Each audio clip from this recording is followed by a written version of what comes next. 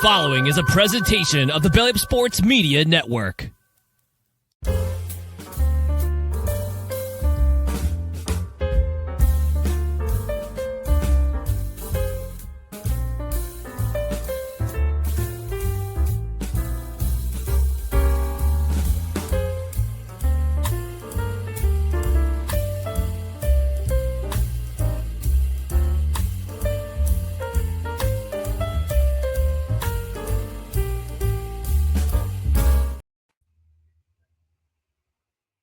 There we go. Doing the upright bass this time. Oh, nice. Nice.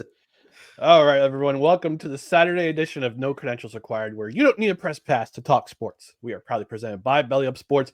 My name is Ryan McCarthy. I'm one of the co-hosts. To my right is a man who has not banished blizzards from his house, but he'll be eating extras for the next couple of days. Although he might need a heart transplant after this series. Dustin Henry. Dustin, how you doing tonight? Oh man, it's a roller coaster of emotions, and I don't know if I should put this out on the internet, but I have secured a Switch 2. It is on the way. Hey. So if you know where I live, if you take a package off my porch, I will be very, very angry with you. But I am doing well. I have recovered after that Thursday game, which this series might be one for the books, Ryan, but we might get into that just a little bit later in the show. I'm doing well. How are you, sir? I'm doing pretty good. I've had a pretty good morning. I picked up my first brew kettle for making beer. So it begins. Step one, it begins. I got the brew kettle I found on Facebook Marketplace for $200 for the kettle. It was originally listed. I mean, I looked at the website, did the back work, and for the brew kettle itself, like it's almost $400. So I got myself $200 off for. Wow, there you go. And shout out to Mark if you're listening. I mentioned the podcast to him while we were exchanging goods and services. The reason why he bought it is because he says, yeah, once you start making beer, your friends drink it all. So I had to get a bigger kettle to make more beer with. So that's the reason why he bought it. And I was like, all right, I mentioned my craft brewing certification. So I wanted to start making beer. So step one's done. I gotta get, awesome. But step two is I gotta get the fermenter, and also gotta get a distribution pump, so I can pump the wort out of the chiller, out of the tank into a fermenter and get the wort cooled down. So good. It's a good morning so far.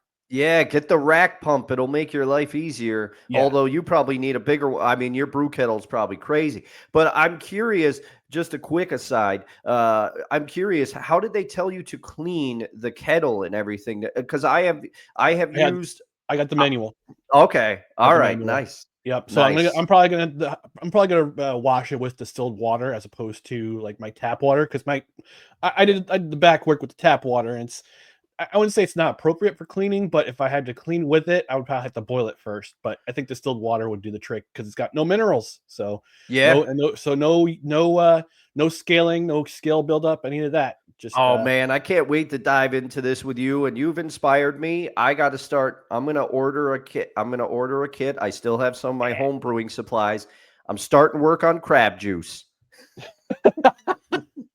with Old Bay. Yeah. All right, we're going to talk about baseball today. We're going to talk about the Stanley Cup Final. Joey Chestnut possibly returning to the hot dog eating contest, and in lieu of hot food takes. And we're going to do our favorite athlete to wear the number 43. But before we do all that, so I remind the people listening or watching to follow us on social media.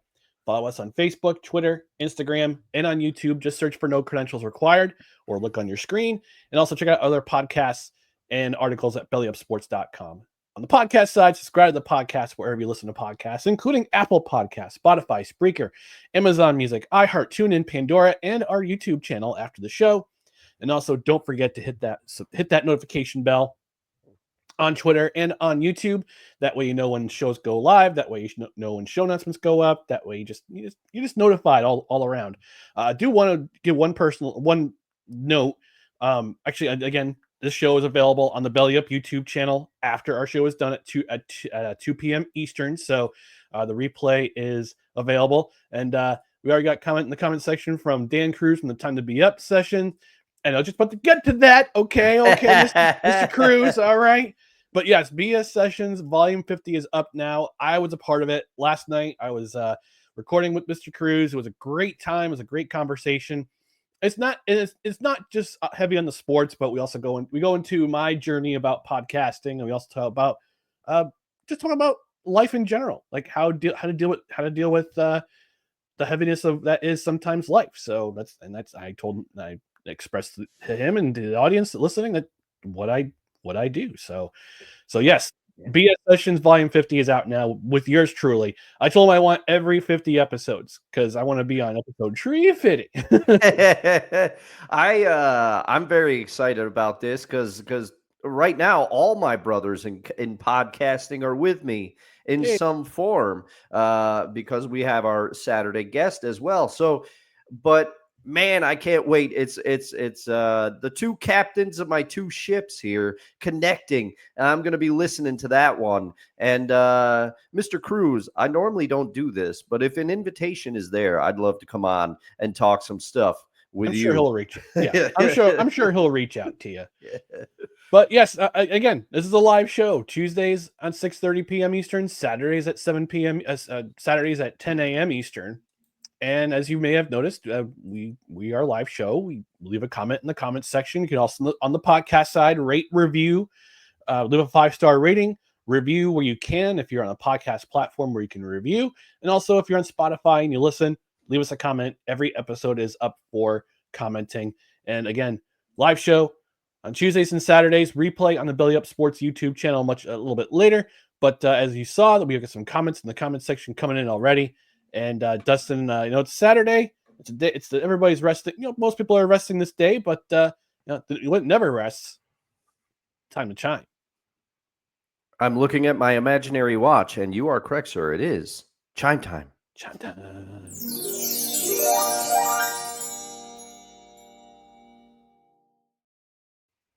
All right, and with that, we're gonna bring in our boy of summer. Where is that graphic? There it is. Yes. Saturdays with Kevin. It's our boy of summer.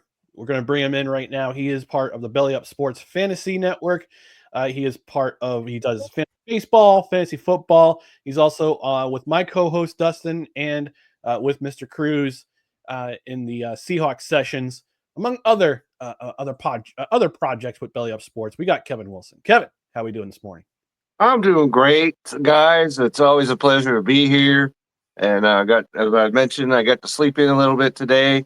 And, Dustin, you and I and Mr. Cruz, we need to get something scheduled. We need to be talking about some Seahawks, stuff. Oh, yeah. And if Ryan can be a guest and you could be a guest, I'm sure I could probably throw my hat in the ring to be a guest. So Mr. Cruz, hit me up as well. And so I'm happy to be here. I'm excited to be here as always. And he's on top of it. He says, "I'm aware, sir." Still one of my favorite episode of Seahawks Session so far is where you, Dan, and I talked cars for like 40 minutes. That's right. Yeah, we get off the beaten trail over there just a little bit, but we bring it back in, and many camps are going. And the full camps are about a month away or so. About 4 weeks away. From training. So football is right there. So we got some things to discuss, I'm pretty sure. Yeah, football is omnipresent, but we have you here to discuss baseball. That's right. But before we jump into baseball, Ryan, you had mentioned you wanted to maybe we open the show with a little acknowledgement of the passing of a legend. Yes, the passing of a legend this week. Actually, two legends this week within about a couple days of each other. Brian Wilson, the Beach Boys, one of the great musicians of the 1960s, formed the Beach Boys, was a big part of it. He passed away on Thursday. I want to say, was it Thursday? No, Wednesday. Wednesday. It was Wednesday. Yeah. And then Sly Stone Sly Stone also passed away on Monday, I believe. So a couple of music legends passing away. And my parents grew up in that era with the Beach Boys and the Sly Stone. and listen to that music. And I grew up, I'm pretty sure you did too. And Dustin and Kevin, growing up listening to the Beach Boys and a lot of the music from the 60s and the 70s and also into the 50s too. So Dustin, I want to get your thoughts. I know you're the music guy. You've got the degree, literally and figuratively speaking, in music. I want to have you speak about these two legends of the music world. Oh man, I mean, Sly and the Family Stone. I candidly, I didn't get into that music until I was older. My mom, she brought me up. Her musical tastes were pretty diverse, but she had the Shaft soundtrack Nice. back in the day. That's what I remember. And I'm still a little miffed because she wouldn't let me do an idea that I wanted to do with our answering machine message, but she wouldn't let me do that. Can we get it on this show? Oh yeah, I was gonna have the Shaft soundtrack playing in the background, and I was gonna say, if you think you've reached the Henry household, you damn right. Leave a message after the beep. Yeah, I wanted to. Oh, thank you for letting me live my dream. But candidly, I wasn't in as much to Sly and the Family Stone until I got older and started to broaden my musical horizons a little bit when I was in college and started kind of pushing out of my comfort zone. The Beach Boys, Brian Wilson, I'm not going to sit here and pretend that I'm the biggest fan of the Beach Boys as well, but I recognize Brian Wilson's genius. Brian Wilson is a genius. You do not throw around that term lightly, but if you listen to the Beatles have been very upfront. The reason that they did Sgt. Pepper's is because they wanted to compete with Pet Sounds. They heard Pet Sounds and they said, we got to try something like that. Pet Sounds, whether you love the Beach Boys or not, is one of the greatest albums produced, and Brian Wilson heard all that stuff in his head. You can hear him on some of the unreleased outtakes from Pet Sounds and things that have been released, directing the band exactly what to do, directing the musicians exactly what to do. He heard all the parts at once like a composer. And those harmonies that he has composed have influenced countless bands, countless people. And I'll just finish it out. God Only Knows, one of the best songs ever, period. And special shout out to Sloop John B. I always like Sloop John B. But I'm not going to sit here and pretend that I'm the biggest Beach Boys fan. But if you don't respect the musical greatness of both Sly and the Family Stone and just how influential they were as well, and I mean, so many great musicians in the family.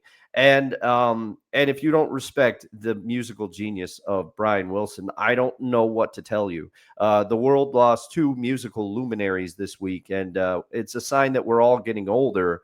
And it's tough. It's tough. Brian Wilson just felt like one of those timeless people. He'd be around forever, and he was an eccentric genius, but a genius nonetheless. Rest in peace, Brian Wilson. Absolutely. Kevin, how about you? Let's talk about Kevin. Let's talk about Kevin Wilson, Brian Wilson. And you know what? Actually, what song came to mind this week was a song Brian Wilson by the Bare Naked Ladies.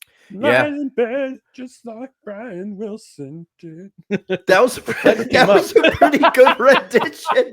That was a pretty good one. That's my good impression of Steven from yes.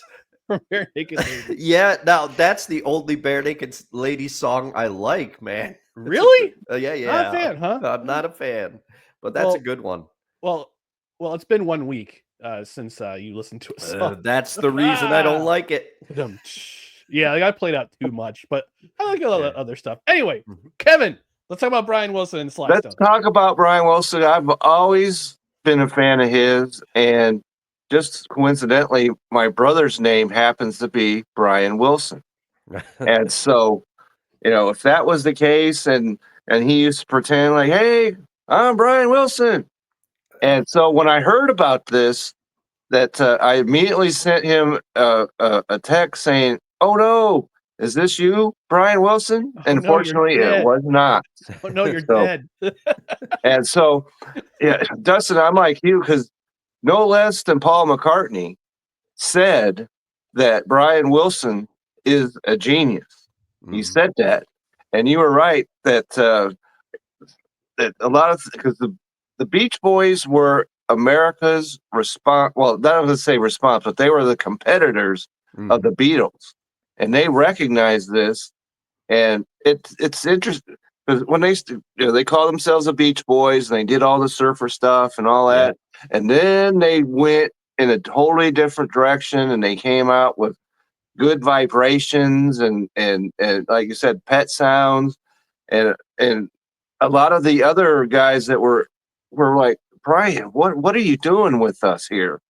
Because he wanted to direct each and every single way that was going. Like you said, he had it in his head, and they produced an album that at the time wasn't really, except for the Beatles. A lot of people were like, what is going on here? And then they listened to it, and it stands alone in the 60s as one of the great turning points of music. So this guy influenced a lot that came in the 70s after that. So Brian Wilson was a genius. We have seen the Beach Boys years ago. We got to go and saw them. And so I could say that I saw him in real life. So he was a big musical influence on me. And it was a sad day when he passed. So, can your brother play any music? Because he can tour as Brian Wilson now. Oh, man. Oh, Well, I think that he had music in his head too, but it was not produced at the level. It was music you had to. It was music you had to have him committed for. I get it. Yes, and that was another interesting aspect of it, that because Brian Wilson, got screwed over for many years, and it finally was revealed that the manager was had him, so he thought he was crazy and kept him isolated. Yeah. And it finally came out what happened with that. So there was a movie that came out a few years back that chronicled all that, and we watched that movie as well. It's a downer of a movie, kind of, because you're seeing what happened to him, and a man that had that level of genius was treated in that manner was truly shameful. But he was able to get out of that scenario, so that was the good part about it. And I couldn't have any more respect for Brian Wilson than I do have. And it's not just because of the last name. It's No. It would certainly have been helpful if there was some kind of relation going on right there. But, but you've also disavowed Zachary Wilson and Zach Wilson. Yeah, no. We don't claim that. All right, we do not. I gotta share this story about Brian Wilson. So Brian Wilson shared a story about how Don Henley of the Eagles once came backstage after a concert, and Henley came back, had arrived, had a copy of Pet Sounds, and told Wilson how much he loved his music and how he inspired him. Brian Wilson inspired Don Henley when he was younger, and he wanted Brian Wilson to autograph the album. So Wilson picked up a Sharpie and wrote, "To Don, thanks for all the great songs," meaning the Eagles songs. And then Henley turned to leave, but Wilson called him back and grabbed the record, crossed out "great," and replaced it with "good." And Henley was like, "All right." yeah, I'll take that. Yeah. But yeah, in the Beach Boys music, and also Sly and the Family Stone. Yeah. Again, like I mentioned, like instrumental, no pun intended, growing up in my teenage and my teenage years, like their music was just, it was incredible just to hear. I mean, all those great songs, Good Vibrations, Wouldn't It Be Nice, Sloop John B, which is one of the first goofier songs like in that era. It's like it's all about a guy who gets taken over by a pirate ship, and one guy eats all his corn. One of the pirates eats all his corn. But they also had, when they covered Christmas, their own Christmas music, let's see, the Christmas songs. They covered a bunch of the Christmas songs. They also made their own Christmas songs, too. One of them comes to mind. I'm trying to think of what it is. It's in my Christmas album list. I can hear it in my head, but I can't think of the name right now. But maybe we could do some real-time research. That's what I'm doing right now. My professor, one of my college professors, he used to say, and I think he's right. Little Saint Nick. Yes, Little Saint Nick. There we go. The man with all the toys. He said that whenever a band was struggling in popularity, the label always goes to them and say, hey, make a Christmas album. Because you know what Christmas albums do? They sell. Yep. And so the Beach Boys were no exception. When they hit a slow point in their career, went to a Christmas album and it sold. Yeah.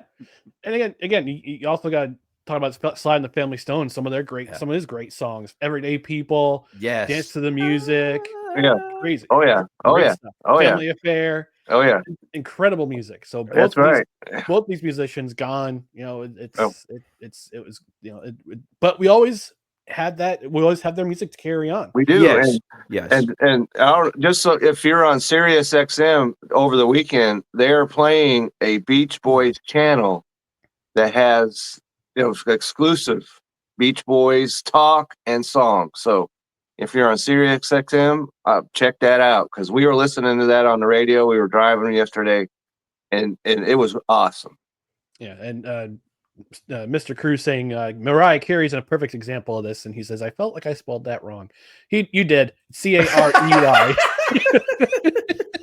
It's Carey, but that's okay. Well, you know what you meant. But you got the first name right. That's the most important. You get the first name right. So bravo to you, sir. You get a B+ for trying. You could have called her Mimi. You could have called her Mimi and just that curvy witch who every year declares on November 1st it's Christmas season. It's like no, it's not, Mariah. But no, but don't short shrift my favorite holiday, Mariah. All right, and here's my number.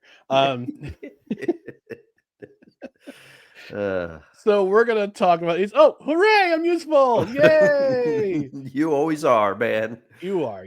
All right, we're gonna transition over to Major League Baseball because it is Saturday, and we have Kevin here. He's our Major League Baseball guy. He would, like I said a couple weeks ago, he would crawl through glass to go to a baseball game.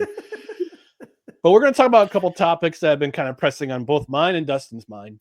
Let's talk about Tommy John surgery because we had two pitchers go down this week. Corbin Burns. That's right.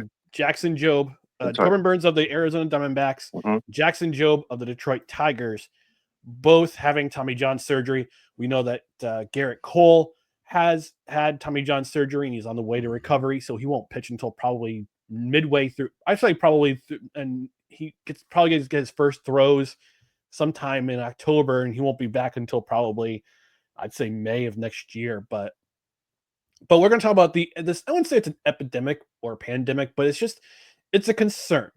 It's a concern that we're seeing a lot of Major League Baseball pitchers electing to have Tommy John. And we talked about Steven Strasburg is one of those guys who famously had Tommy John surgery. Shohei Ohtani has had two Tommy John surgeries, which is why we don't see him pitch anymore. Although he can rake like there's no tomorrow. Well, though, they're saying that he's going to be taking the mound in July now. I'm sure about that. We'll see it when it comes. Yeah, we'll see when it happens. Well, he's more effective behind the plate. Anyway, back to the main topic at hand, Tommy John surgery. How concerned are you, Kevin, with all these pitchers electing to have Tommy John surgery? And is there a way we could see that what needs to be changed? I would say from like Little League going up to when you make the major leagues, what needs to change in terms of pitching for these young pitchers? Well, there is a concern because the two guys that you mentioned are at the very opposite ends. You have Corbin Burns, who is a veteran. Yep. He's a Cy Young Award winner. Then you've got Jackson Jobe over here, who's just starting his career. And they both wound up in the same place, Tommy John. And so it affects pitchers of all kinds. And I think a lot of this is, and it's because you have it where pitchers' arms are protected like never before. Right. And it doesn't seem to be doing a whole lot of good because you got a guy who's pitched 5 or 6 innings and throws 90 pitches. They're coming out of the game regardless of what the game situation is. And so they're protecting their arms, but I think a lot of this is because of the torque they put on their elbow. That pitching is not a natural human motion.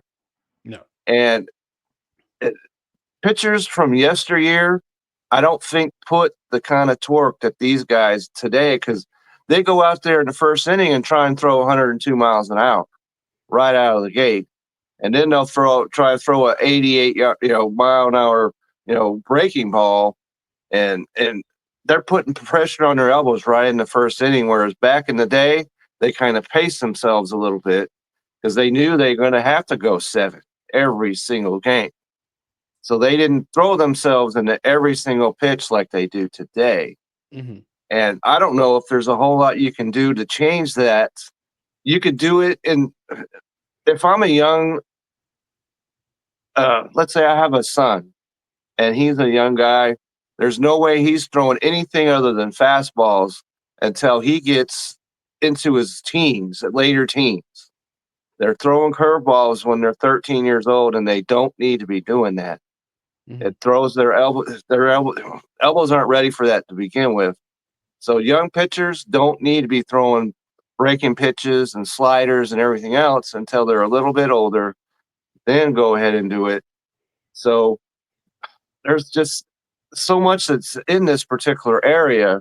And a lot of people that are a lot more knowledgeable than I am have been trying to look into this. I don't know if there's a whole lot they can do unless they change how they don't throw 102 miles an hour in the first inning. I don't think they're ever going to do that. So injuries are here to stay. That's just the final analysis of that to me. Yeah. Dustin, what's your thoughts on this?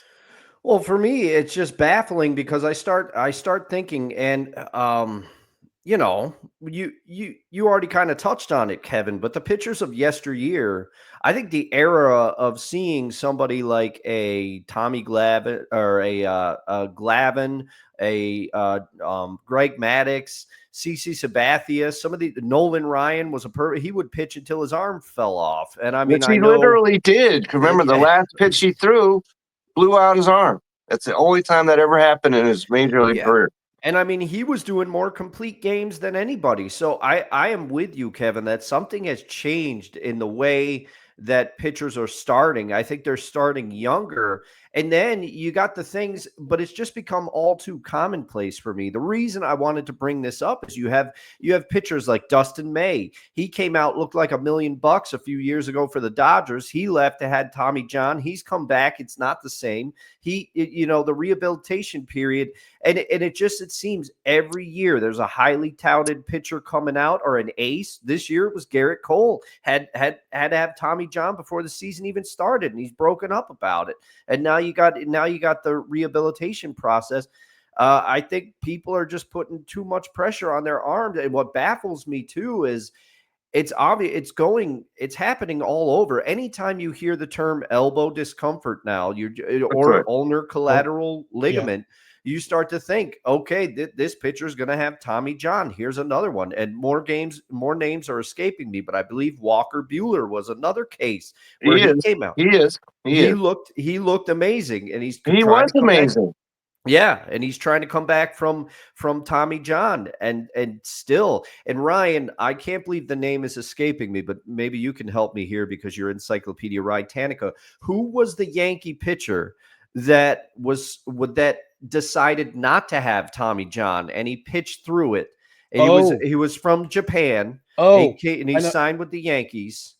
Man, on the tip of my tongue too. I know. I can't think of it. But he pitched through it. He never had the procedure, but he was never Tanaka. Yes. Hiro Tanaka. Yes. Masahiro Tanaka. Yes. I saw him pitch too while he was going through that struggle, and he actually pitched pretty well. He did, but he was never the same as quite the same as before. He was dominant before that happened, but he should have won Cy Young in 2020. He had a good season. I would agree with you there, but I don't know why. What was the difference? And a medical expert would have to tell me, but how come it's not an option for more pitchers to go the route that he did and try to pitch through it? Maybe the tear was not as severe. I don't know. I can't remember.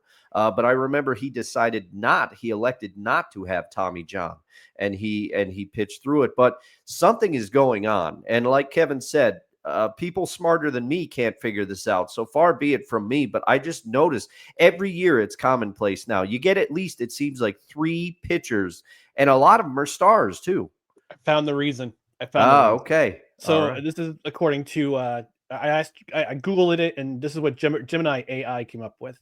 And it says Masahiro Tanaka did not have Tommy John surgery because after an initial diagnosis of a partial UCL tear in 2020, doctors recommended a course of rest and rehabilitation with platelet-rich plasma PRP injections. PRP injections instead of immediate surgery.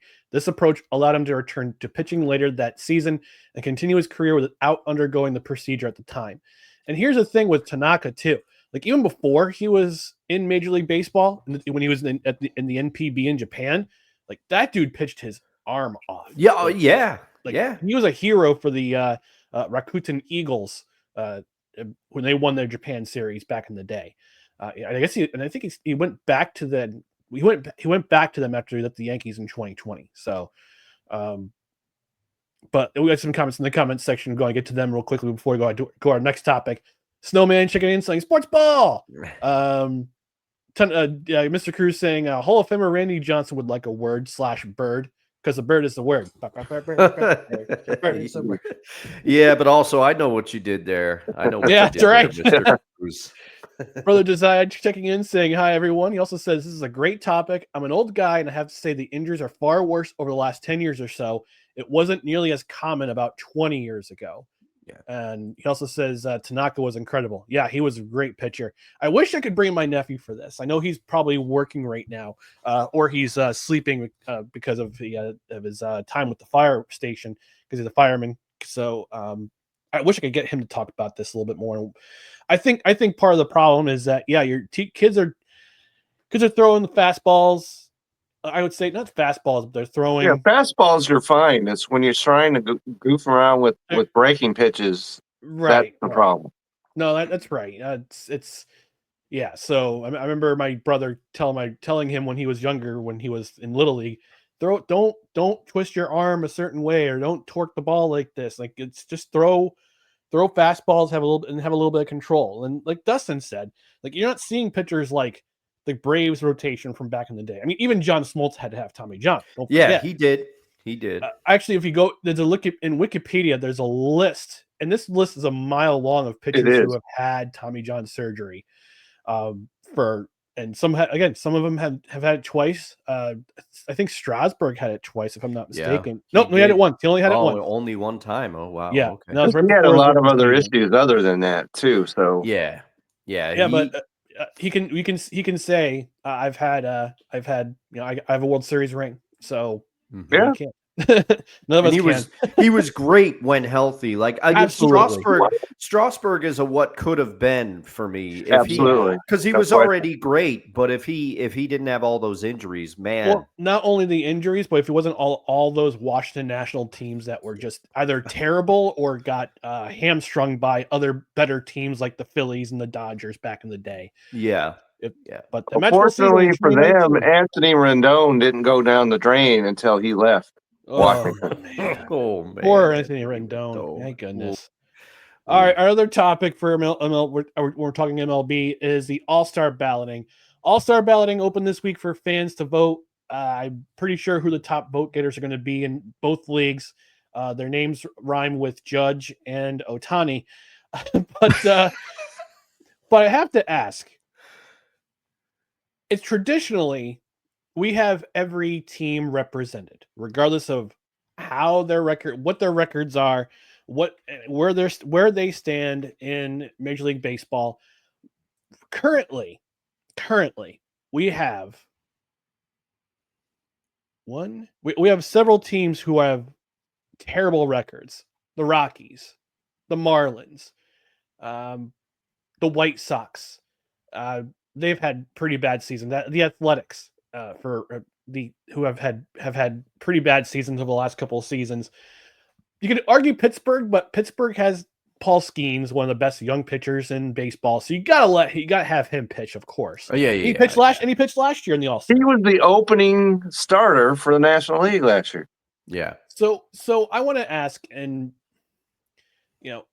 is with these terrible teams here, is it time for Major League Baseball to say, okay, yes, you have some great players on your team who are worthy of having an all-star vote, but we need our best and brightest from the teams that are basically going to be in the discussion for a playoff berth or wild card or division berth this year. Is it time to move on from every team needs to be represented? Well, I can answer yes. It is time.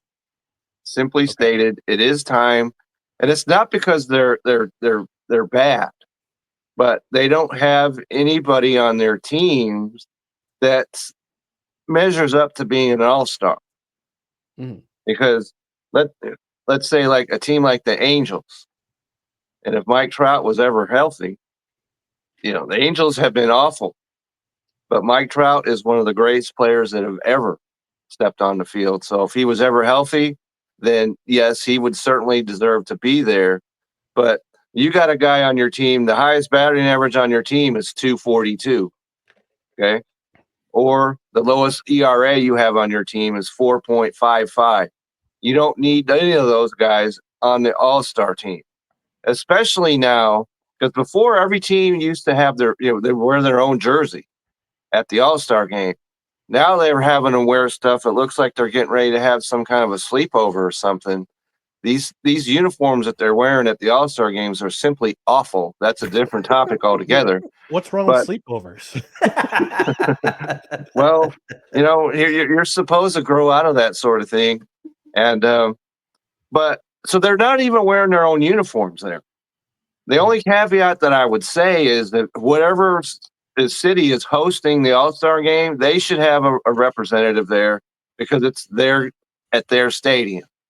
But beyond that, you don't need a guy who's hitting 233 with 3 homers and 15 RBIs in the All-Star game. It's supposed to be, the fans vote in who they want. The rest of the team should be the best players that are, playing, period, to me. And forget about Miami. You stay way down there in Florida because we don't need you, okay? Because you don't have anybody worthy to be on the All-Star game. So there you go. I heard Mrs. Wilson in the background. What did she say? Yeah, she tells me that sometimes I need to be less expressive than I am.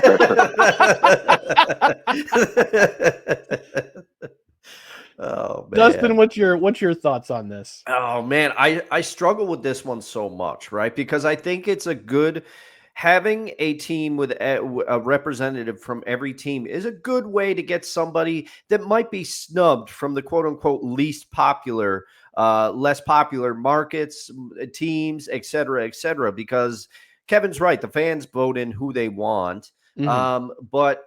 But the other thing is, if there's not, I am not for scrounging to find somebody if there's nobody on the team of note that's playing well. I have less of a problem with it, though, because baseball is a team sport, right? We get this. But the All-Star game is basically, it's about celebrating individual accomplishment. So if there is like the one year, those years where the Seattle Mariners were bad, but Felix Hernandez was always there because he was the man. He's one of my favorite players. I had no problem with King Felix being there because he was an amazing pitcher and he always deserved to be there. But at the same time, if he wasn't having a season that was up to par, and then he gets voted in with the fan vote anyway, having the requirement to have a representative from each team is kind of like a safety net to get somebody who deserves an invite. So I really struggle with this one, but I'm leaning towards no. And the tough thing, you want to empathize with some of the Rockies pitchers who have been good in the past. Their ERA is going to be inflated because of where they played, not necessarily because of how they pitch.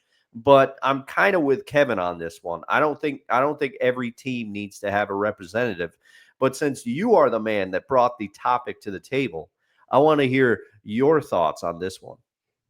Look, sometimes you don't mess with traditions. I can't say the other word. I can't quote Letterkenny because I don't want to get a talking to by Kelsey or by Jared. But sometimes now that we've had all these teams that have had bad seasons the last 3 seasons, the Athletics, the White Sox, now the Rockies having just terrible seasons. Yeah, we have to break with tradition because it's not the players' fault necessarily per se that they're stuck on these bad teams.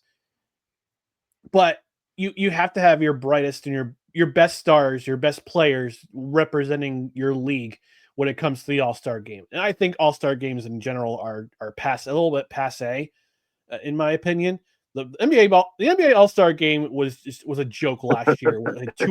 Both teams scored almost 200 points, and there was no defense to be played. In hockey, you scored 21 goals. Now stop it. That was the last time we had an All-Star game featuring a West and an East, a Western conference and an Eastern conference. And the final score was like 12 to 10. So, and that's why they changed the format in the NHL. That's why they pivoted, which was, I say, good for them for doing so. And now they have the four nations. Now they have the 4 nations face off, which I say play every 4 years instead of every year. You better keep that. I say you keep it, but have it every 4 years and rotate other teams in, rotate other nations in. Like I think the Czech Republic, I think Czechia should be represented. I think Russia should be represented, regardless of what you think about the politics of the players or the nation. Leave that at the door. Yeah, that you can disregard that. The Pro Bowl has pivoted. Pro Bowl, it just needs to be buried. Hold on, Kevin. I have a point to this. Okay. When they got rid of the ASC versus NFC format and they decided to put in the player games and then the flag football, at first I was like, flag football, really? But because of the Olympics, I saw what the NFL was doing. I was like, okay, I get it now. But yeah, the Pro Bowl is also kind of passe too. I think All-Star games in general are passe, unless you do it right. The NHL is the only one who has done it right because they've pivoted.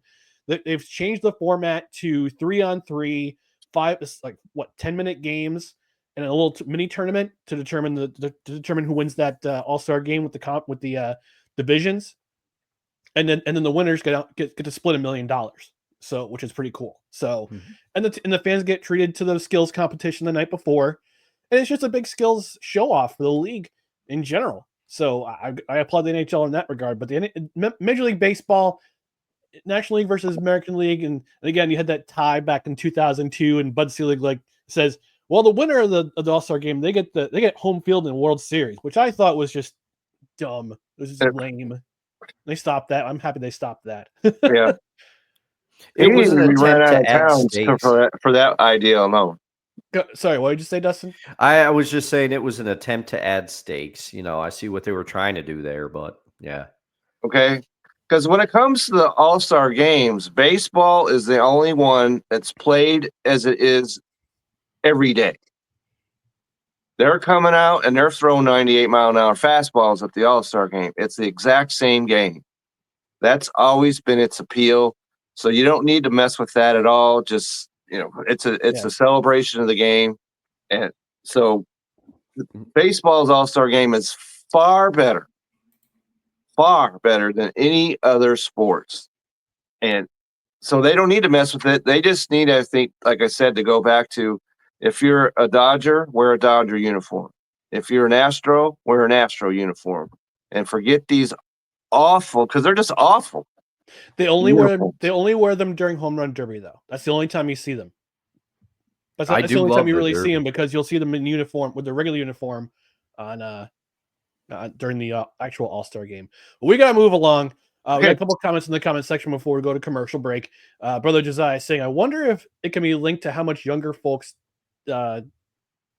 Yep. We know that overuse damages carpal tunnels and even the arm. I wonder if there may be a tie-in That may be the dumbest question I've asked. No, this is actually a great point. This is actually a really good point. I have to wonder because you're using your thumbs to text, and your thumbs are pretty much connected to this ligament right here, your UCL. So, of course, I'm not a doctor, so I can't really say. But that's actually a good question, Brother Joe.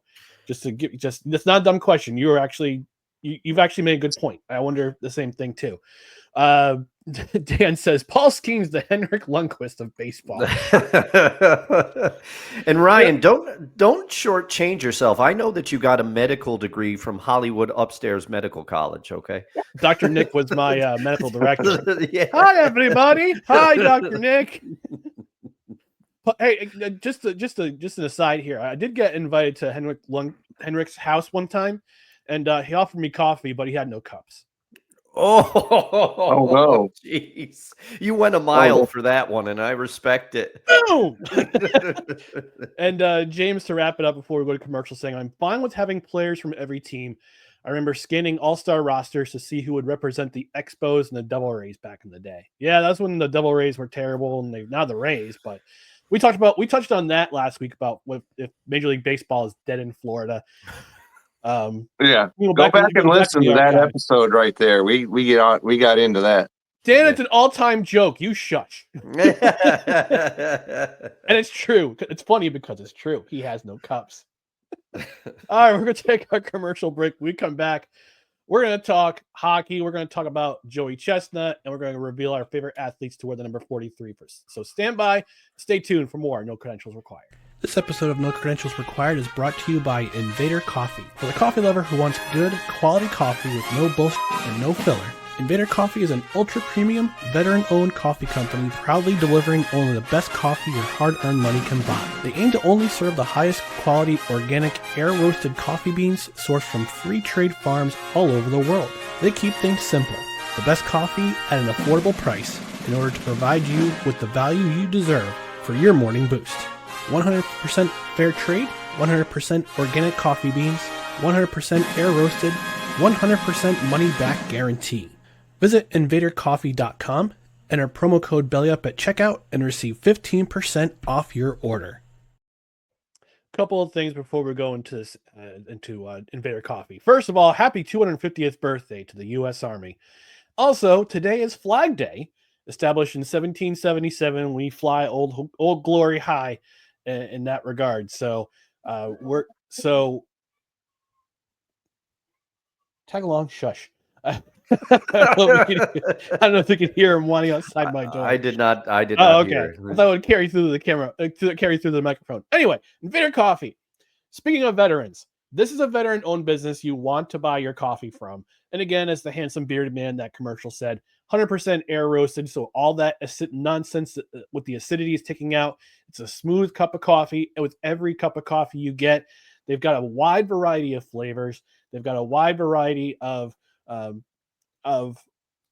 you get yourself a nice cup of coffee every time. Nice 12-ounce bags comes to your door fast with shipping.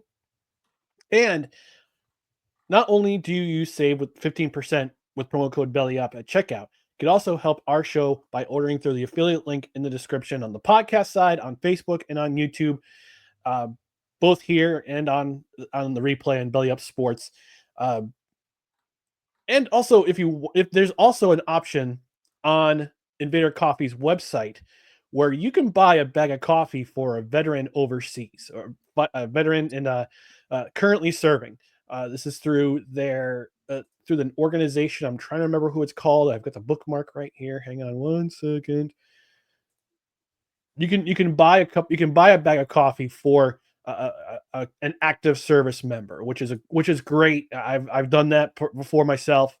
It's through the Move America Forward Foundation, which was established in 2004. It's a veteran assistance charity. So they get the coffee and they distribute it to veterans. So veterans to active service members. But yes, wide variety of flavors. What do you want? Light, medium, or dark roast? Get their cold brew, which they sell in individual cans. They also sell in a case, a 12. So you get yourself a nice little supply of your coffee there. So I've said too much about this coffee brand, Dustin. I know you've ordered from them before. Talk about them a little bit. Oh, of course I've ordered from them. I'm drinking them right now. I'm drinking the pumpkin pecan. So I get it's a little out of season, but it's one of my. You were nice enough to buy me a bag because you're a man of your word, and we. I enjoy it. There are favorite flavors that I've got. Of course, Donut Dealer. I wish you were back in stock. I love you. But they're always good about letting you know when things are back in stock. It sells out because they've got some flavors that are really good. And the flavored coffee, it's not overpowering. You don't need to add cream, sugar, all that stuff that you add to some of the Cardux or Bleen Mountain coffees. But I'm just always impressed by their level of service, how fast it gets to you. Use the promo code BELLYUP. You get 15% off your order. Use the affiliate link. It helps the show. And I must say, special shout out to the brand that started it all, the OG blend, the Invader blend. I hadn't had a bag of that in a while, and I said, you know what? It's been a while since I've ordered this. I'm going to order this. And it's kind of like picking up that old guitar that I haven't played in a while. You kind of fall back in love with it. Give the OG blend a try. It's perfect the way it is. You don't need to add anything to it. Really enjoying it, and love when I have it in my cups during the mornings, which is usually the weekends because I like to sleep until the last possible minute during the week before I have to get up to go to work.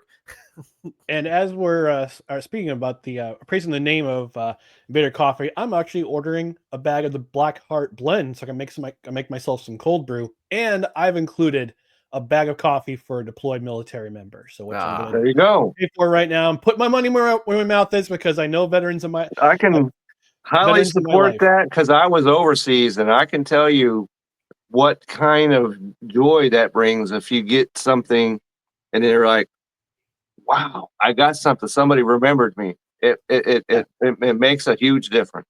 Yeah, because you don't want to go on the battlefield after you're sucking a cup of coffee. No, you don't want that. So again, order through the affiliate link in the description. You can use promo code BELLYUP at checkout, get 15% off your order. And as always, in Bitter Coffee, you get the no credentials required seal of approval. Good old Puppers. He loves that coffee. Only thing that would make that better is if it actually had the seal noise going on. I did that once. I'm never doing it again. Oh, it didn't work? Okay. It's one of my favorite moments in the history of the show. And it wasn't even for Invader Coffee, too. It was for a past sponsor. But you're going to you dig back in the archives if you want to find that one, because Ryan did a Hall of Fame performance and then simultaneously retired it the very same episode. So and some cute girl got me to make a seal sound because she said that she didn't claim what a seal sounded like, so I did the noise. And like, I know what a seal. Into it. I walked right into it like a dummy. But this is not dummy. This is not a dummy. This is a great. This might be look. Oh man! I said it. What 2 weeks ago? What maybe? Was it 2 weeks ago Tuesday, or maybe like somewhere in there? Yeah, about 10 days ago on our Tuesday show, talking about the Stanley Cup Final because we had gone through the first two games of the Stanley Cup Final and they both went to overtime. Yeah, and I said, no hyperbole, this might be one of the greatest Stanley Cup series ever, with the exception of Game 3, which we talked about on Tuesday. And I could tell on Wednesday during was it Thursday's game. Yeah. When I didn't text Dustin at all. I don't want to text Dustin, especially if it's one of his teams is in it. And I was going to be like, after this first period, because I saw the first period score, I'm going, oh no, here we go again. Yeah. But then Edmonton comes back. They tied up in the second period, knotted up at 3 in the second period. Third period comes around. Oilers scored with 6:40 something left in the game. 6:40 left in the game. And Panthers tie it with 19 and a half seconds left. The second time that's happened. The second time that's happened in this series with less than 20 seconds left, the game-tying goal scored, which is incredible. Yes. And then Leon Draisaitl, Leon, who I said was going to be the Conn Smythe Trophy winner at the end of the series, and he's proven me right because this is his fourth game-winning overtime winner, which is the record for this for any Stanley Cup final. Guys, And I'm going to actually hand it to Dustin first because he's a fan of one of the teams in the Stanley Cup Final. I know you probably need a heart transplant after this series is over. Provided that the Edmonton Oilers actually do win the Stanley Cup, because now it's a best of 3. We're tied up at 2. Now it's a best of 3. I want to get your feelings about this series so far. I said on our hockey's preview super show, the Stanley Cup preview super show, that I thought this series would go 7 games. I think you had Oilers in 6. I hope you're right, Ryan, because I can't take much more of this. Like you said, game 3 was the stinker for the Oilers. But other than that, these two teams, if you look, and I keep doing this and I keep harping on it, but if you look at the shots on goal, and you just look at the way these two teams play, they're pretty evenly matched. I still give the Panthers the edge in goaltending, of course, because you called it, Ryan. You said that Skinner's good, but he has these blow-up games. Well, he certainly had a blow-up game, and Calvin Pickard had to come in. He's 7-0 in postseason play when he's relieved Stuart Skinner. So there is something to this, and I know Brent, if he's listening or watching, he said if Calvin Pickard's your savior, you're in trouble. I agree with you, sir, but Calvin Pickard came through again, and he kind of stemmed the tide, steadied the ship for the Oilers, allowed that comeback to happen. But Leon Draisaitl, we're so glad. I'm so glad that he. I think he's exercising the demons from last year's playoff run. And like you said, both these teams, both of them, because the Oilers have more physicality this year, but the Panthers still have the edge in that category because you have Brad Marchand, you have the Tkachuk brothers. And also, did you see before the game, Ryan, Stuart Skinner's got that little pregame warm-up ritual he likes to do. The goalie came out, and the Florida Panthers goalie came out, and he was kind of mocking. It was the backup. I don't think it was Bobrovsky. He came out, and he's kind of mocking Skinner, doing the ritual to Skinner in front of his face. And Calvin Pickard went over and kind of said, hey, he chirped at the guy a little bit. This series, these two teams, it's physical. There's mind games. There's gamesmanship going on. But both of these teams have the talent to back it up, that kind of stuff, and they can score at any time. So it seems like no lead is safe because, as you mentioned, but I am so proud of the way the Oilers, most teams would have wilted down 3-0 like that with the start they had. They did not. And Corey Perry's been very vocal about saying the Oilers have a different feel this year. Even when it gets a little hairy on the ice, there's a calmness on the bench because we feel that we can do this. We can overcome these things. And so far, the series has been everything that any hockey fan has wanted. I don't care if you're not a fan of the two teams that are in it. It's a little more high stakes for me because I am a fan of one of the teams. I am pleading that the Oilers win the cup because I feel like this is their shot. If they don't do it here, there's going to be some significant changes to the squad. But man, if you're a hockey fan, this series is amazing. I think it goes 7. I hope the Oilers pull it out, but no lead is safe. And both teams have scored. I think Corey Perry's goal was with 7 seconds left to tie it. 17 and change. Yeah. The Panthers' goal was with 19 and a half seconds left. Yep. This is insane. It's cinema. Yeah. Pure cinema. Absolute cinema. Yeah. Kevin, what you think? Well, from a personal standpoint, when it was 3-0, I was looking forward to this coming on the show because, as I was mentioning, this is a cat house, for lack of a better term. So we're in the Florida Panthers, side of things. So I thought, okay, it's 3-0. They got blown out of game 3. So I can come on here and talk smack to Dustin. Well, not so much. But as if you're a hockey guy, this 3 games overtime out of 4, what more could you possibly ask for? You got goals coming from every direction. You've got goals in the last seconds of games. So this is the kind of thing that could win guys over to hockey that perhaps are not necessarily into it because you just don't know what's going to happen. And as you mentioned, it's 2 out of 3 now.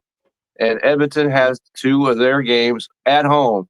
So the advantage just switches to them just slightly. I think that 7 games is what we're looking at here. And as a hockey person, this is about as best as you could ask for. And like I said, I would like the Panthers just because they're cats. But beyond that, this is all you could ask for in a hockey series. I said I was on Total Football Talk yesterday with our friend Drew, our mutual friend Drew Willingham. And at the end of the show, he says you get a minute or two to do a final thought. And I said I'm going to deviate away from football and talk about the Stanley Cup Final. I said even if you're a casual fan, you have to love what this series is all about, because it's just been an incredible with the exception of game 3, which was a complete wash, and Oilers got their luck discipline caught up to them, especially in the third period, which I read all those penalties on Tuesday's program because it was the night after game 3. And I said, the Oilers got 2 extra days to get right. The game 4 is going to be a get right game for them. And they came out the gate and they struggled, and they had to swap goaltenders. Skinner got pulled. Pickard did everything right in this game. I would say that goal that tied the game at 4 with 19 and a half seconds left. Yeah, it wasn't entirely his fault because he got taken out of position by his own guy, which left the net open for the goal to be tied by Stillman. So, but Leon Draisaitl, a little bit of puck luck, got the bounce, and we're now tied at we're now off the skate of Ekblom, and now we're tied up at 2 going into tonight. And I'm excited to see what the next 3 games. That's right. If we get to 3 games, because now it's best of 3. I'm excited to see what happens the rest of the way. I'm kind of pulling. I'm torn. I don't want to say I'm torn on who to root for, because I'll be okay with both teams winning. Sorry, Dustin. No, I understand. But it's the best team's going to win. And yeah, it's not a 3-0 comeback like last year, where the Oilers actually blew the doors off the Panthers in game 4, and then won close games in game 5 and game 6, and then lost at the end. This is totally back and forth. This is a heavyweight matchup. Yeah, with two boxers just throwing haymakers everywhere, and the haymaker that lands and knocks the guy out, the other guy out, that's going to be the winner. James in the comment section saying Panthers have blown 2 multi-goal leads now. That's right. They blew a 2-goal lead in game 1 and a 3-goal game in game 4. Is it complacency or incompetence? I think it's complacency. I think part of it is complacency, and part of it is the Oilers just. I would argue that it's the Oilers more than anything else in this. It's true. It's true. He also says he still wants Florida to win because then Evander Kane won't win.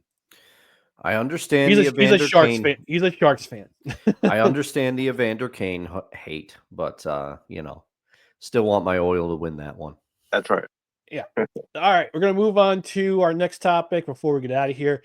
In lieu of hot food takes this week, there are rumors. There's speculation. Oh man! After last year's banishment from the Nathan's hot dog competition, the legend, the GOAT of competitive eating, Joey Chestnut, may be returning to the Nathan's hot dog eating contest on July 4th at Coney Island. I don't have as many thoughts about this, but my co-host does. Yes, I do. Yes, I do. Unironically, watching the Nathan's hot dog eating contest and the lemonade drinking contest before it is one of my Shout out Badlands Chugs. Yes, is one of my favorite 4th of July traditions. People always, I get invited places for 4th of July. Thank you to everybody that invites me. I'm very thankful every year. But the one year my sister was like, hey, you want to come over for a barbecue? I said, yeah, not until after 12 o'clock. She said, why after 12 o'clock? I said, because I got to watch the Nathan's hot dog eating contest first. And she's like, you're that into that? I said, yes, I am. Because first of all, watch the 30 for 30 that they've done on it. The amount of training, you wouldn't think it. You're like, oh, it's just guys and gals eating.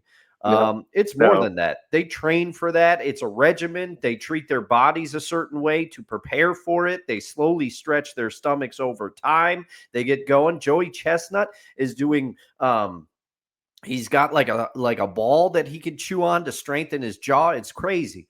But these that's why he's called Jaws. yeah, Joey Jaws Chestnut. Yeah. Yep. He I will admit, I'm going to watch the contest every year, regardless of who's in it. You know, I thought Matt Stoney would do a better job over time. I don't think he was in last year's contest, but I am somewhat awed by the amount that anybody can eat. But not having Joey Chestnut in the contest, it lacked something last year, because whether you want to laugh at me or not, he's one of the greatest to do what he does. And it would be like not having Jordan on the Bulls in the 90s or Kobe on the Lakers, or, you know, you want to see someone who's great at something do it. I've always had that outlook. I'll watch somebody paint if they're really good at it. I'll watch them paint a wall and I'll be mystified. I'll be like, how are they so fast and precise at this? And so maybe it's how my brain is wired, but I love the hot dog eating contest. It's a weird piece of Americana for me. The one thing that I will say, please don't ever bring the Chew View back. That was one of the worst years. That was really tough to watch. But I'm going to close this. Part of the reason I love this so much, gentlemen, I've asked this question of every employee that's ever worked at my day job, and now I ask it to you. If you had to enter a all-you-can-eat food contest to win, I'm not saying what's your favorite thing. What do you think you could win? My pick is regular Cheerios. I can out-eat anybody when it comes to regular Cheerios. No one's stopping me. Kevin, I'll go to you next. I'll start with you since you're the guest. Cheerios, that's about the worst possible selection to me. Oh, I love them. Because I could never put enough sugar on Cheerios to satisfy me. That's why I get honey nut. That's why I get the honey nut Cheerios. Honey nut's good. Great. It's already sweetened. So if I was going to select something, how about I could eat some wings. Oh, I could get started with that, and make sure they're boneless, but and lemon pepper, and then I would be good to go with that. And I could, consume just, as many as I could. So that would be my selection if I was to choose. What would I try to eat the most of? Would be boneless lemon pepper wing. All right, that's a smart selection because you don't have to contend with the bone. You can get a lot. You can get a lot more. That's right, because the bone you might get stuck in your throat or something like that. Yeah, and that would turn into an emergency scenario. So we don't want that. Safety first, Kevin. I like it. Ryan, what about you, sir, as the captain of this ship? I'm gonna go with popcorn. Oh man, okay. I could mess up some popcorn. You've seen me eat, Ryan. Oh, I've seen you eat popcorn. And apologies for that. but I think popcorn is a great pick. But what flavor? Are you going just OG or are you going? No, I'm going OG. Okay. OG. I may have to. Got to put some butter on that, okay? Got to.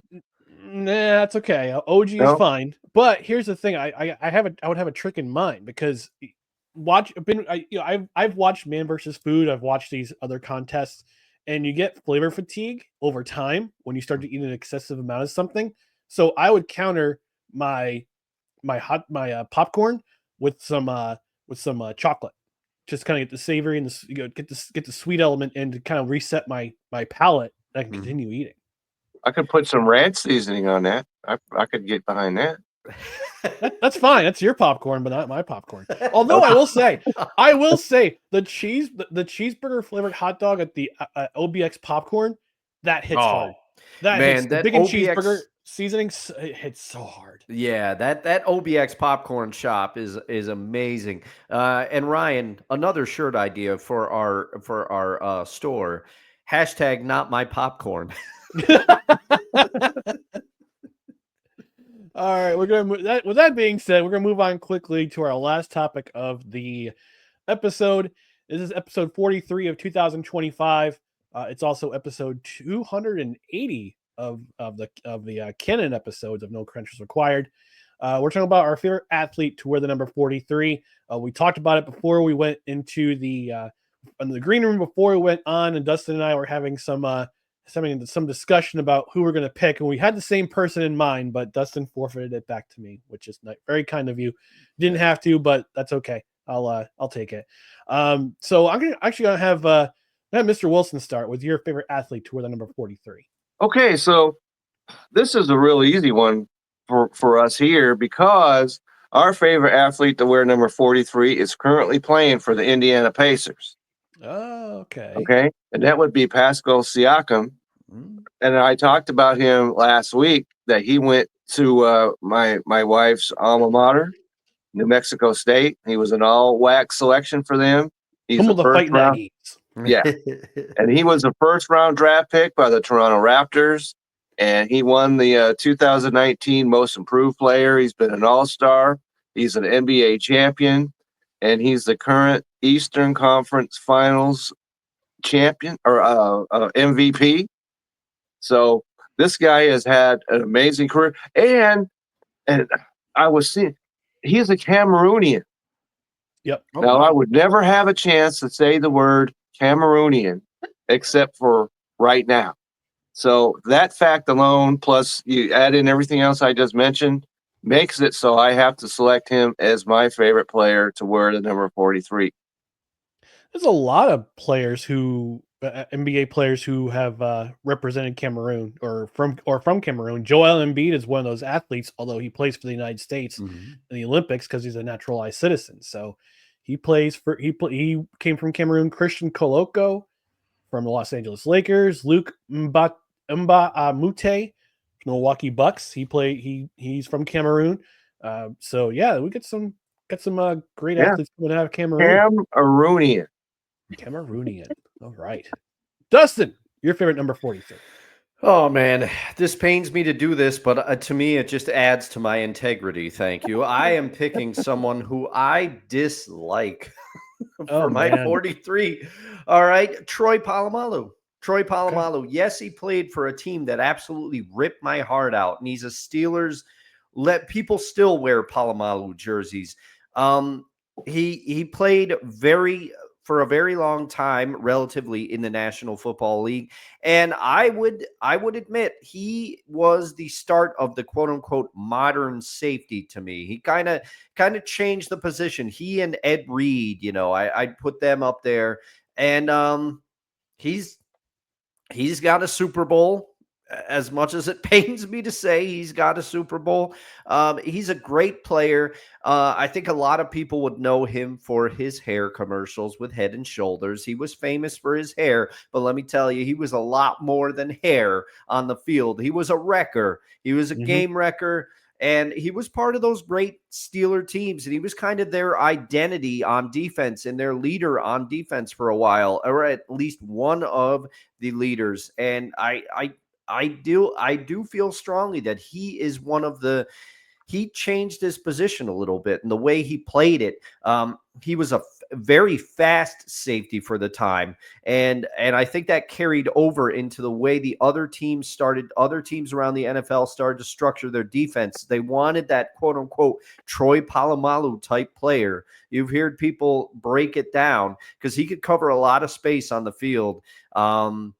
As much as it pains me to say it, I use the term loosely, but he's my favorite athlete to wear number 43. He's not really my favorite, but you got to take game, respect game. You got to tip your hat to Troy Polamalu in the black and gold. So my favorite athlete, and this is the one that Dustin and I were discussing before in the green room beforehand, because we said, all right, who's your favorite number 43? I said, is it a baseball player? Yes. Did he play for the Yankees?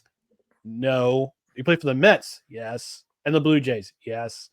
We're both going to pick R.A. Dickey, but Dustin gave it to me, so I picked R.A. Dickey, and he wore number 43 with the Mets and the Blue Jays. And when he was drafted, he was kind of a meddling pitcher because he wasn't drafted by the Mets. He was actually drafted by the Tigers in 1993. Then they went back into the draft in 1996. And was drafted by the Texas Rangers in the first round. And he wasn't very well known as a pitcher until he reached the Mets, and he kind of changed his style. And he was throwing kind of a knuckle curve. Mm-hmm. All of a sudden, he became unhittable. In 2000, and let me see when he played with the Mets. From 2010 to 2012, when he played with the Mets, he became unhittable. He won a Cy Young, was an All-Star in 2012 with the Mets. Was also 14th for league MVP that year, but he won the Cy Young in 2012 with a 20-6 record, 2.73 ERA. That's what. But at that time, he was almost 40 years old. Yeah, right. I didn't realize how old R.A. Dickey was until I looked at Baseball Reference and I saw he was born in 1974. He's my same age as my oldest brother Jim. But he didn't have his real breakouts. He didn't really break out until he went to the New York Mets, and that's when he became the pitcher we know him as, and it's why he wore number 43.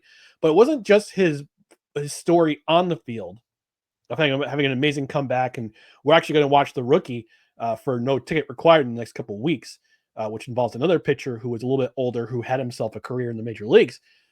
But it was a story off the field and how he survived an abusive childhood that was inspirational because this is a guy who could have folded, and he couldn't figure out why he was still playing the major leagues, and was kind of went around different teams, played with Texas, played with the Mariners, then he played with the Twins, and before he then wound up going to the Mets, and that's when he really his game started to come out, started to come alive. It wasn't really well known until the Mets. Then he wrote his autobiography and revealed all these things he went through in his childhood, which would make anyone else crumble. But all right, but he came through it. He got through his issues and became a really decent pitcher. And it was not his numbers that make him my favorite number 43, but it's just the fact that his backstory of how he came through from an abusive childhood and became a premier pitcher late in his career. So that's why my favorite to wear number 43. Yeah, it's a great pick. And I mean, the knuckleball, having any success with a pitch that is unpredictable as the knuckleball can be. Yep. Sometimes when you throw it, you don't have it, you're going to get shelled. Tim Wakefield could talk about it, which Wakefield is the one Boston Red Sox who I never minded. I always liked Tim Wakefield, but R.A. Dickey kind of carried that torch on. There was Phil Niekro. There's R.A. Dickey. There was Tim Wakefield.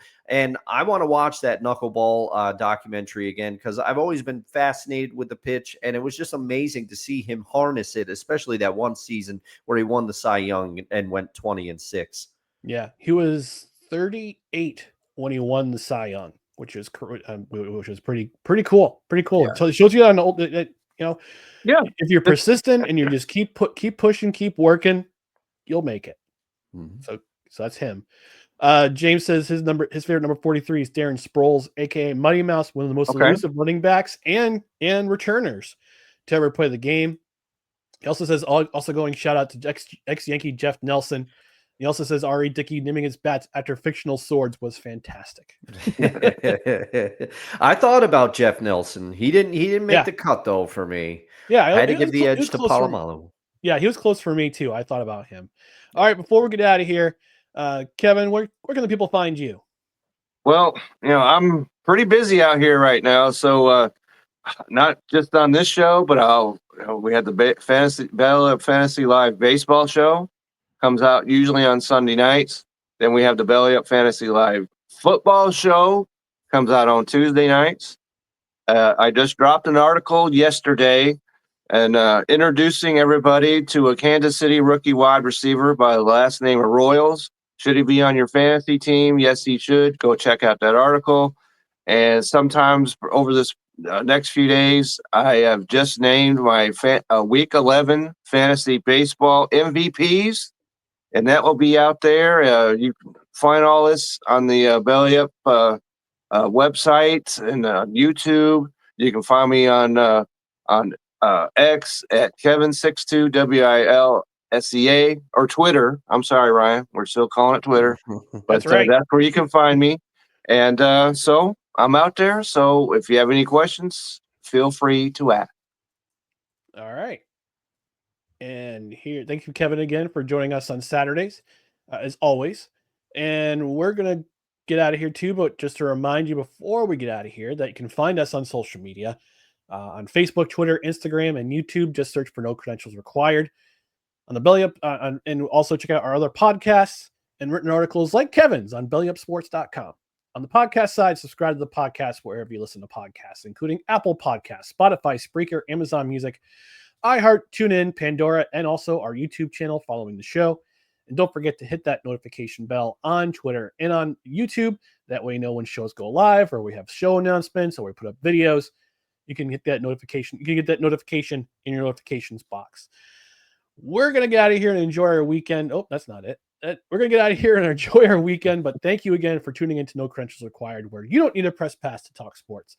We're presented by Belly Up Sports. We'll be back on Tuesday reviewing Blue Chips with Nick Nolte, Shaquille O'Neal, Penny Hardaway, amongst others.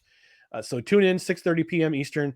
We're going to talk about that movie and our No Ticket Required movie series. It's our fourth. If you haven't heard our other shows regarding that, which was Draft Day, Seabiscuit and Mystery Alaska, you can find that in the archives. But in the meantime, we're going to go enjoy our weekend, our respective weekend. So we'll talk to you on Tuesday. Until then, have a great weekend. Be safe. Enjoy all the sports you're going to watch, and we'll talk to you on Tuesday. All right. I'm going to go eat 6 bowls of cereal after the show. Good morning, everybody. I'm going to get 20 bowls of popcorn. Don't forget the sugar, Dustin. I'm going to get 20 bowls of popcorn. All right. Okay.